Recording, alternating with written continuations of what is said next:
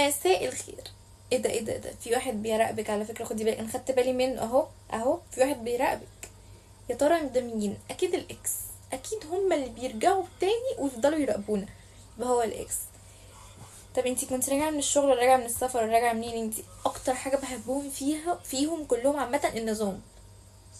لا مش النظام ده. مش النظام ده. مش النظام، اتخضيت، مش النظام ده. متفتكروش ان انا زيهم، لا مش النظام ده. قبل اي حاجه بس متنسوش تعملوا اشتراك في القناه وتفعلوا الجرس وتعملوا لايك الفيديو ده، وتقولوا لي بتتابعوني منين، تعرفوا انتوا منين، وكمان هتلاقوا الفيديو ده كمان على القناه. بقالي كذا يوم ما بطلعش، بس والله العظيم بجد تعبانه، وباين من صوتي وباين الدنيا كلها ومن شكلي وبالخمار والدنيا بايظه. بس يعني انا قلت اطلع اعمل فيديو، انتوا وحشتوني وحشني الفيديوهات اللي انتوا بتبعتوها. هتقعد بقى يا عيني تنضف. طب انتي بتنضفي ليه؟ بصي، هو انتي لازم تنضفي المزبله اللي انتي كنت عايشه فيها، بس لو بتنضفي عشانه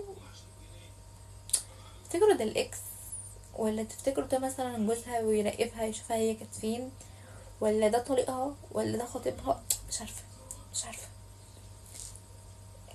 البتاعه دي بتغسل الشرابات، هفضل في كل فيديو اقول ان نفسي اجيبها. والله العظيم انا بحط الشراب في الغساله بيطلع لي فرده واحده، ممكن الاتنين ما يطلعوش عادي، على حسب مزاج الغساله.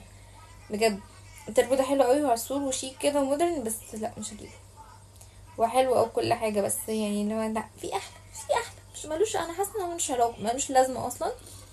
بيبقى فيه زي تخزين كده في المطبخ نفسه، بيبقى اشيك، وكمان مش بياخد مكان خالص، لان هو كده اوريدي بيبقى في المطبخ. هو مش هياخد مكان، بيبقى احسن من كل ده. بتاعته البيت دي عسولة يعني، اكيد هجيبها يعني، بس انا شايفه ان هي ملهاش اي 30 لازمه.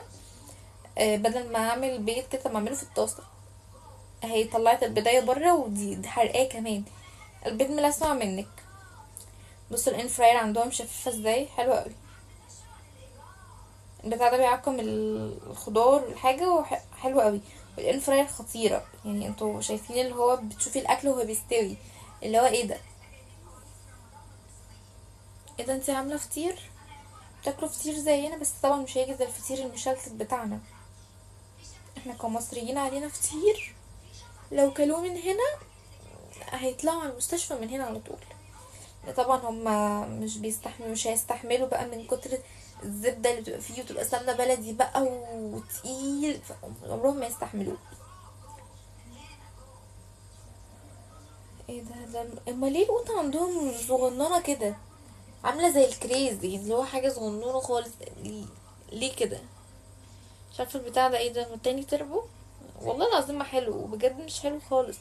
انا شايفة يعني، انا مثلا لما اجي وانا بجهز وكده، أنا مش هجيب تربو. انا لحد الان ما جبتوش.